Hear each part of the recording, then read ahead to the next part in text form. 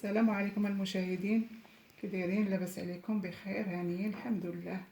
اليوم المشاهدين غنشارك معكم واحد الوصفه تطلق الكحه السعال. الوصفه هي عباره على واحد، ها هو نص كاس ديال الخزامه الفاسيه، ها هو منقي ومصايب، 2 كيسان ديال الماء، كاس تاع السنيده. المهم الوليدات وهاد البرد وداكشي، الوليدات محنين والديهم مراد وتيكحوا وداكشي قاتلهم الكحه. هاد الوصفه راه زوينه عن تجربه.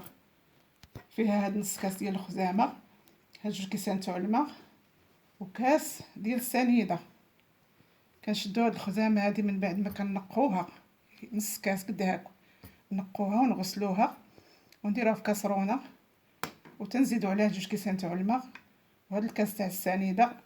واللي ليكم تتشقى وتتخملوا داكشي مع الصباح في داك الفرن الصغير ديال البوطه، تنقصوا عليها وتخلوها تطيب حتى كيتبخر، 2 كيسان كتبقى غير قطيره ديال العسل، وتتصفوا وتديروها في شي قريعه.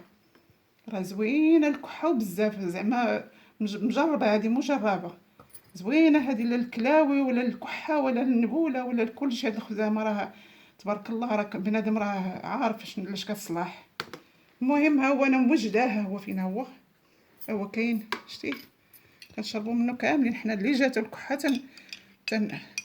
شفتو. غنوريه باش يبان مزيان. ها شتي، ها هو السيروم موجداه، موجود محطوط الدراري تنشربوا ليهم، تنصاوبوا انا دائما ديك الخطره كنضوب لهاد لاطوز وتنحطها، اللي والاه لا حنا الكبار ولا الصغار تنشربوا.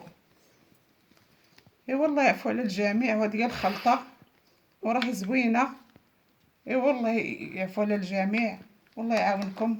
وما تنساوش ديروا لي لايك، تابوناو معايا، الله يحفظكم، ايوا تصبحوا على خير.